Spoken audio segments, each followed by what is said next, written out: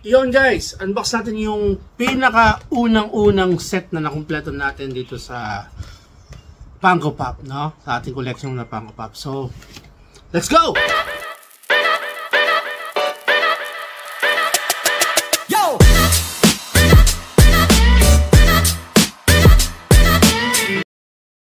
And eto na, no? So, matagal ko nang gustong gawin to, kaya lang ngayon lang nangyari, ngayon lang nagkaroon ng pagkakataon, no? Kasi hinukay pa natin ng mga display, no? Kasi patong-patong display natin. Tapos para makompleto na, para ma-unbox natin, makompleto natin. Noon pa to, pandemic times pa to, noon nakompleto ko to.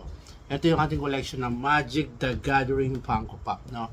Sa mga hindi nakakalam, sa bago sa channel natin, by the way, kaya ko to una ko kinumpleto kasi isa po kong sa mga Magic players dati ng card, no? Tawag pa ng CCG, Collectible Card Game, ang tawag namin doon. So, since college, no, matagal na panahon, I think yung una kong nabiling expansion that time is yung Alliances and the Ice Age. So, yun yung mga panahon na naglalaro tayo, nagko-compete po tayo ng competition sa mga dito sa Pilipinas, no, sa ng Magic the Gathering, to practice, school, tapos afternoon laro ng Magic, no. So yung ginagawa natin. And medyo matagal yung career natin doon, nabot tayo ng mga I think around 2012 naglalaro tayo ng Magic the Gathering. Hanggang sa nagkaroon tayo ng negosyo, kaya natigil tayo doon. Tapos nakita ko Funko Pop naglabas ng Magic the Gathering, ng mga characters nila. Actually, ito yung mga Planewalkers, no, ng mga Magic the Gathering. So, kinumpleto natin kasi lahat to, actually, some of them, actually almost lahat, no, nagamit natin doon nung naglalaro pa tayo ng Magic, no. Especially yung dalawang favorite ko rito, eh. So, tatlo, no. May sabihin sa inyo kung ano. Pero unbox natin sila isa-isa. So, this is a 12 Funko Pop. Yung mga variant nila o yung mga ibang chase or something yan ginawa, per character lang ginawa natin. Kasi meron ditong kagaya nila Aljani, dalawa yan, may plaque siya. Tapos si Nicol Bolas, meron siyang black edition na parang ano, exclusive for the Magic the Gathering. I don't know kung ano yung specification kasi nung nila-release to, nung na-release siya, hindi pa ako collector ng Funko Pop, no? So, nung pandemic, wala tayong magawa, nakita ko mayroong Funko Pop ang Magic the Gathering, since isa sa mga favorite kong mga ano yun, no, hobby dati yung card game nga is kinumpleto natin siya, no? So buksan natin by number.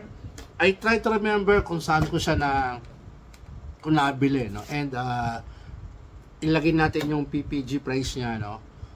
Ngayon Karen, kasi I think marami rito bumaba, yung iba din na bago. So technically medyo natalo tayo sa PPG rito, pero since personal collection to, hindi naman natin kailangan i-value siya. Pero tingnan pa rin natin, no? Tapos yung costing kung magkano lahat, i-suma natin. Okay? So unbox natin muna. Siyempre number 1, one of my favorite card, no? Planewalker in Magic the Gathering is si Jace Beleren. Ayan, isa siyang sorcerer na hindi nagtapos ng kanyang pag-aaral, pero isa sa pinakamalakas, no? Ito yung laging gamit, no? Maganda yung box ito. I think nakuha pa to sa, hindi ko lang eBay, I think Amazon, no? So, eBay yata, no? Tapos buy and ship ko yata to. Marami itong kasabay. So, nakuha natin to. I think nabili ko to dati ng hindi ko ma-recall kung mga $14 no, $12, no? Pero ngayon, si Jace Beleren naglalaro siya sa $14, no? Medyo mababa. Pero ang SRP dito that time is sa peso is alam ko 550 lang yun, no? So ngayon kasi 675 na ang Funko Pop. Pero ngayon itong common na ganito, nung dati, no, is around 550. Pero si Jace Beleren currently $14. So unbox natin siya, no? Maganda yung box nito, hindi ko pa tayo bubuksan to, eh. Wala siyang tama, pero sa collection natin to, so unbox natin. Tapos salagay natin sa Magic, ikot-ikot para makita yung 360. Ano yung itsura niya, no? Unbox natin.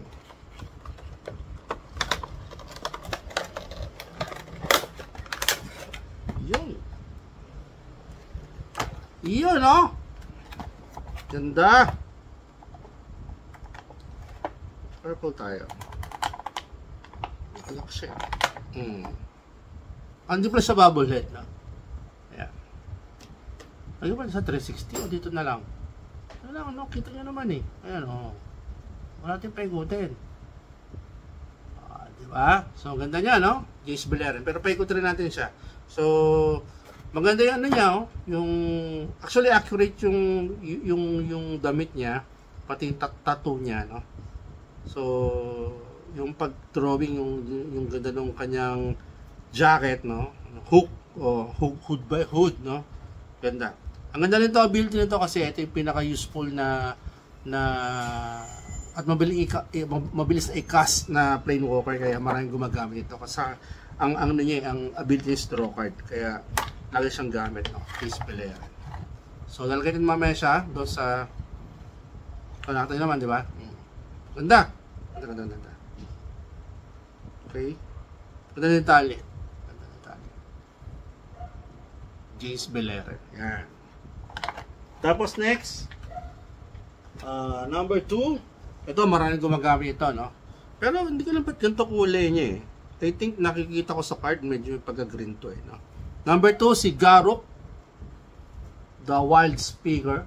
Ganda na build din to. Pag green ang green ang gamit na color sa Magic, laging meron to kasi nakikreate to ng Beast token. No, si Garruk, the Wild Speaker. Actually nagagamit lang ito, pero mas gamay kong gamitin si Jace. No? Maganda rin to. I think ito rin merong may variant na to na ibang hindi sa Chase pero may variant siya, no. Hindi natin kinuha to na lang kasi isa lang naman pagkakaroon kailangan ko, no. Si Garruk ngayon is $13 ngayon to, no. I think nabili ko to ng SRP. Hindi ko matandaan eh. Parang SRP nga, no. Hindi siya masyado ma-remember. Pero ngayon, current PPG niya is $13. Unbox natin siya. Si Garruk. Okay. Ayan siya, makikita nyo. Yeah. Sa ating umiikot-ikot. Ang ganda ng details niya, grabe. Meron siyang hawak ng palakol, ang kanyang palakol. Ang ganda ng ngayon, no? Ang ganda ng actually ng pang-pop dati. Talagang malak, hindi mo siya dumatanggal. Hindi siya babaled eh, oh. Binil lang siya. No? Ayan, sigaro. Makintab, shiny.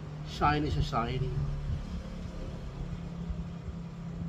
Yan, ganda. Finally, na-open ko siya. 2019 ko ito nabili. Data ba? Hindi. 2020 yata, I think, or 19. Meron siya na-unbox. Okay. So, Garruk. Okay. The Wild Speaker.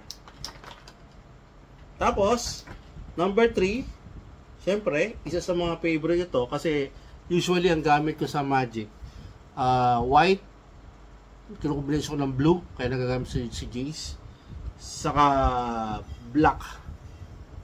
Minsan gumagamit ako ng red, no?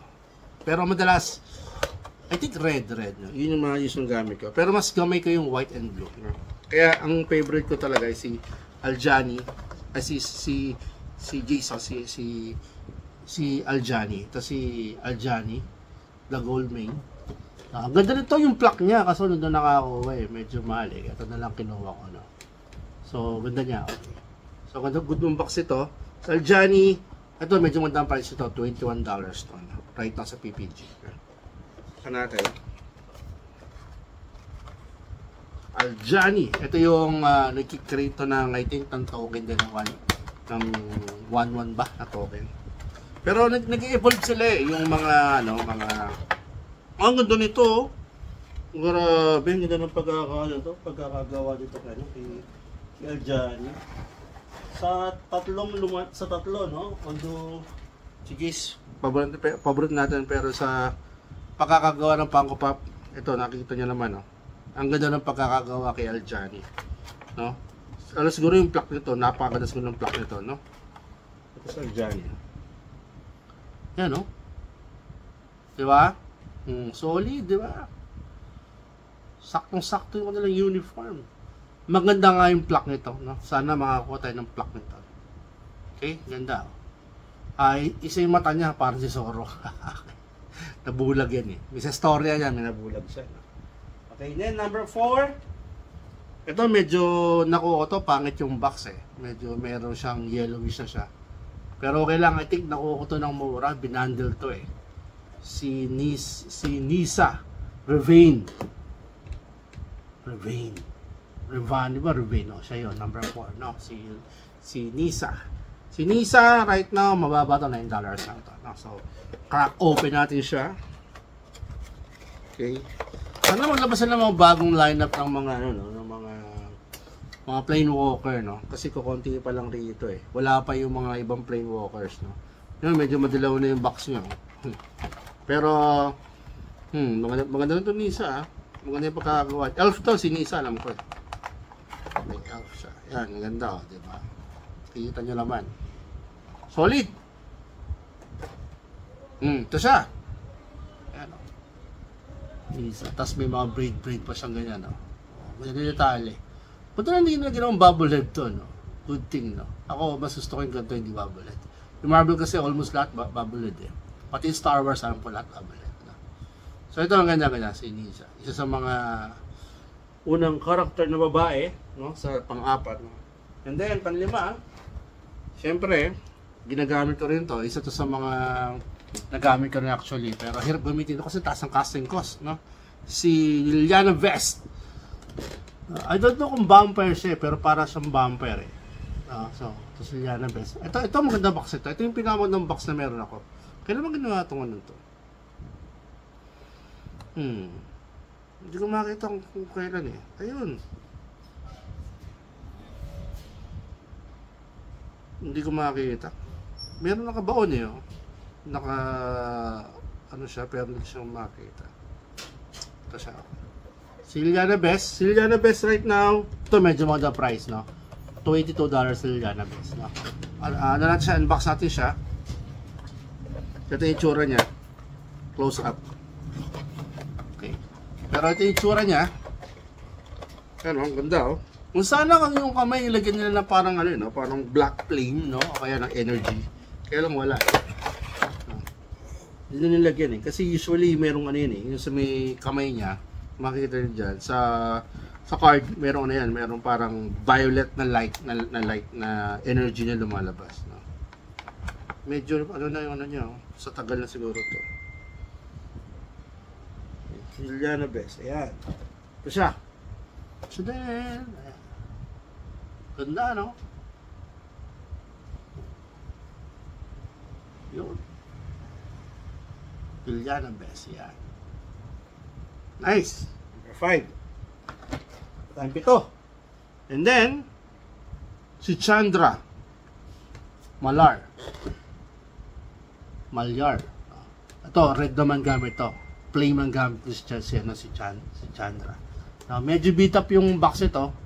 Alam ko, nakuha rin ng mura to eh. Amuta ko na kung magkano. Pero right now si Chandra, medyo mababa to eh. Alam ko, $11 to si Chandra. Medyo mababa. Below SRP na to, no? Below SRP. Pero, crack open natin ulit siya. Sayang na yung mga kamay. Ang post ni Chandra, nakatayo lang. Pero usually yung post ito, lagi siya merong mag-aapoy yung kamay niya. Medyo madilaw na rin yung ano, yung clamshell niya, no? Pero ito yung tsura niya. So, ganda nung ang tayo, no? So, simple lang. Parang kung tawagin sa statue is museum pose. No? Yan siya. Kita nyo. Ayan. So, yung buhok niya makita mo parang plain, parang apoy. Tapos may gaggle siya. I think yung mga plane walker nag-evolve na to eh. Yung mga evolved version nila hindi ko na alam, no.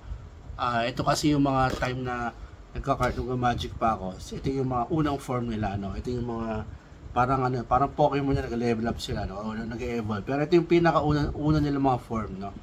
Kumbaga yung level nila sila pa lang to. Okay, si Chandra. Okay, next, pang-7. Pang-7 natin ay si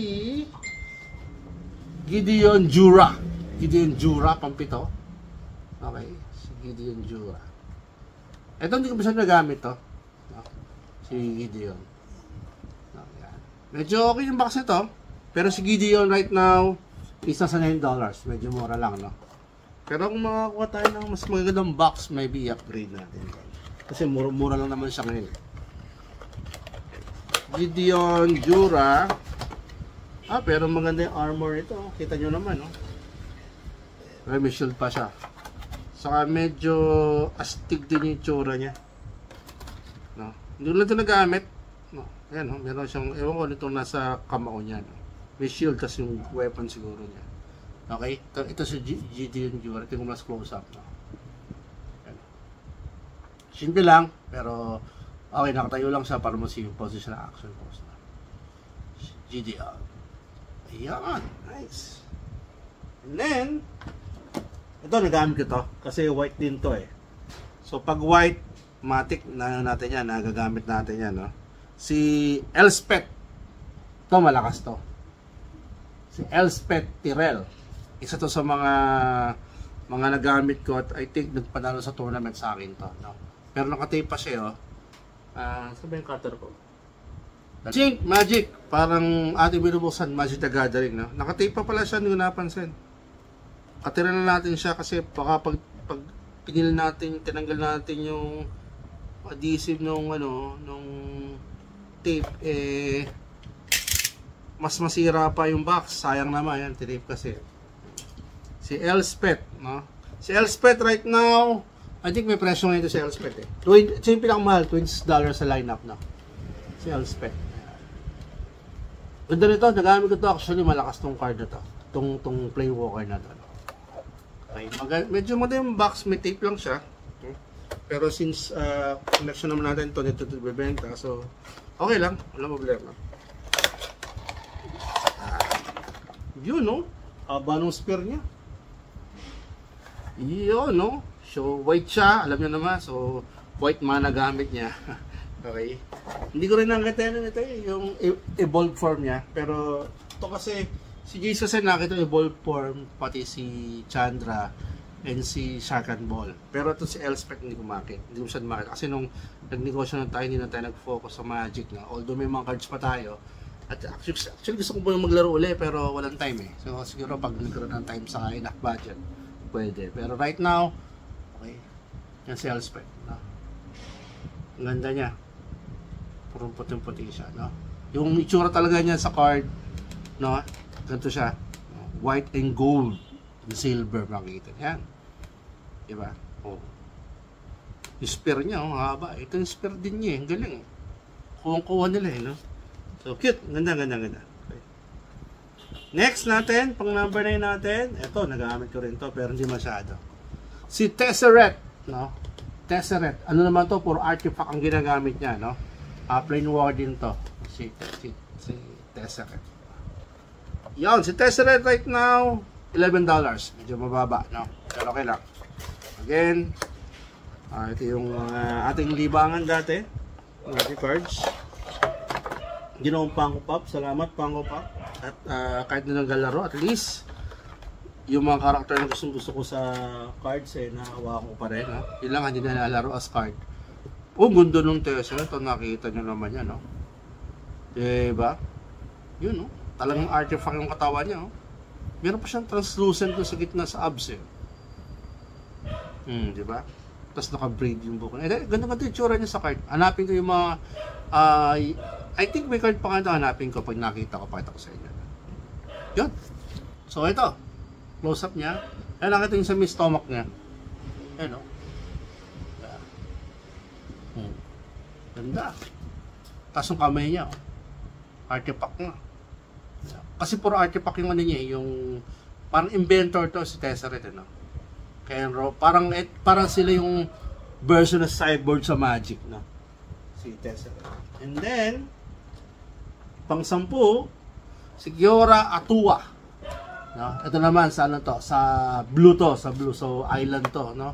Kasi ito mukha siyang isda, mukha siyang showcase na babae, no? Ayan, si Cora Atua is right now, ang current PPG niya is $12, no? So, unbox natin siya. Okay lang yung OBB to, kasi akin naman to. Pero ibaback inbox natin siya. Sila pala, kasi wala pa tayong display for them. Pag nagkaroon na, saka natin siya OBB, tapos tapon na natin yung box na yan. Para di na natin maibenta yan, no? So, eto, oh, ito, ang ganda nito, grabe. Gusto ko yung detalye niya. Ang ganda nung pag, tignan nyo, oh. Pati yung sa may likod niya, yung likod yung pinaka the best. Diba? Ganda ng likod, oh. Oh. Ang ganda. Sobra. Solid to, solid to. Kaya lang, mababa ng PPG niya, $12 lang, eh. Pero ang ganda, diba? Para siyang ano, para siyang character from, ano to? Avatar. O kaya yung kay Namor, no? Ayan. Ganda. Ayan, nakita nyo kanina. Ganda niya. Laki ng ulo niya. Laki ng buhok niya. Okay. Si Tuwa. Okay. Next. Last sa ating maliit na version, no? 4 inches, no? Isa sa mga favorite natin, yung controller or color ng dragon, si Sharkan Ball. Ito yung aking ginagamit na name sa mga RPG games, no? Online. Ito, pangalan ko Shark. Katawagan sa akin ng mga fellow na ROSE, Rose Online ko is Sharkan Ball. Ito yung character na gusto ko doon. Sa isa sa mga paborito ko. Ito yung kumbaga merong control sa mga dragon, no? So, Sharkan Ball, medyo mura to, $13 lang to. $13. Lakas nito ba $13? Ganda niya actually, no? $13 lang. Anyway, unbox din natin siya.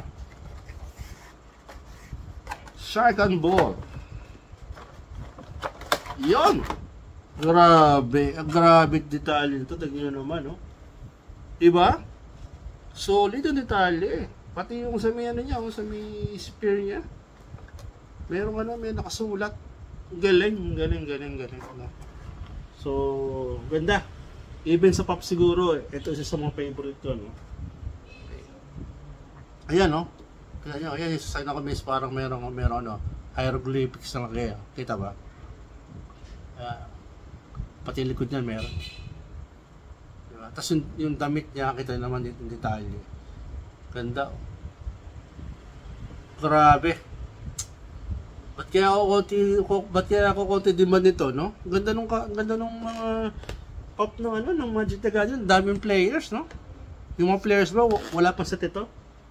Sana magkaroon na kayo para tumas yung value, no? And finally,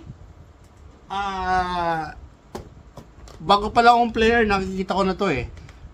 Dati legend lang siya, tapos nag-evolve siya into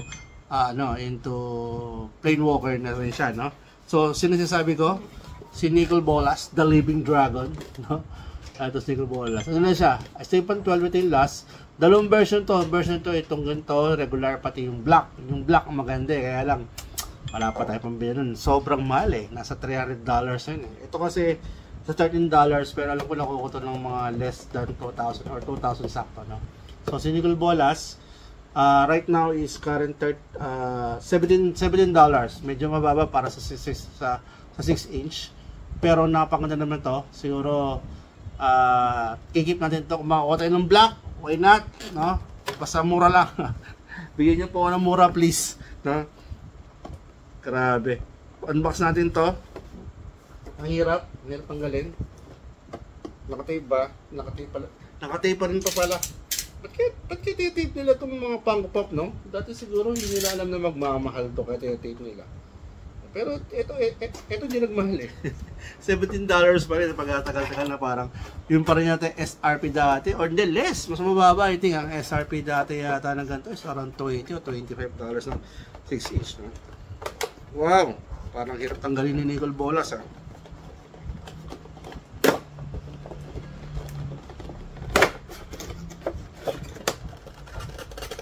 Hirap.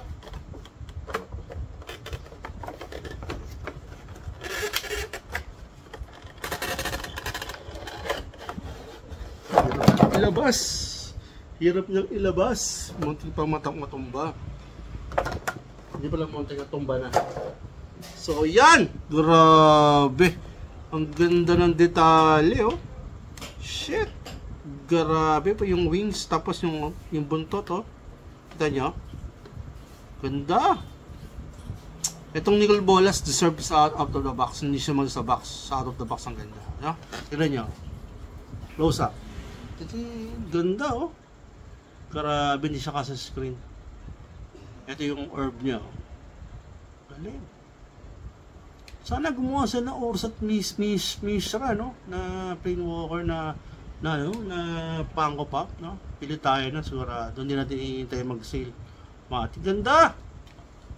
Wow, the best. Siguro sa favorite ko sa lahat ng to, ang favorite ko. Ito, syempre, si Nicol Bolas. And then, sorry, Jace Beleren. Pero ang second favorite ko is si Sharkan Ball. And the third is, best three ko, si Aljani. Yan. Ganito ng port. Sa babae, pinaka-favorite ko is si Liliana Bess. Grabe. So, yun guys, yung ating unboxing ng ating complete set ng ating Magic the Gathering. Hopefully, maglabas pa sila. Pero sana wag na, para hindi gumastos. Pero kung magkakaroon man, for sure, bilhin natin yan para magbenta. At least hindi tayo maghahabol kasi kompleto natin. Okay? Yung iba rito, kung may nakita akong mura, upgrade natin yung mga box na ano. Kasi pangit yung box eh. Upgrade tayo. Mura pa naman sila. No? Okay? So, yun lang guys. So, comment down below. No, bulo na naman tayo. No? Kung naman po yun ang paborito nyo doon sa nakita nyo ron sa ating sa ating Magic the Gathering collection, kung sino po yung pinaka-favorite nyo, no? And meron ongoing tayong contest, no, parapon, no? Tignan nyo po yung ating page sa Facebook, Nick Nock Finds, nandun po yung detalye paano kayo makakasali. Okay? So, yun lang po muna guys. So, maraming salamat, no? Marami pa ako hinihintay na unbox. Actually, yung shawarma, makompleto natin, pero yung Sinister, nakompleto natin, Sinister 6, so hopefully, umarive na sila para makapag-unbox ulit tayo. Okay? So, maraming salamat guys. Keep it safe and happy hunting. Nakumpit ba natin to? Ay, hindi pa. Sali, wait. Shhh, ulit. Okay. So, lahat to guys, ang total natin, no, PPG is around $178. No? So, kapag convert mo yun, is, ang value right now niya is 9,790. No? Pero I think nakuha ko to ng less than 9,000 eh. Siguro mga 8,000 o mga 8 to siguro. So gamit natin, kumpitin natin ng base sa SRP, no?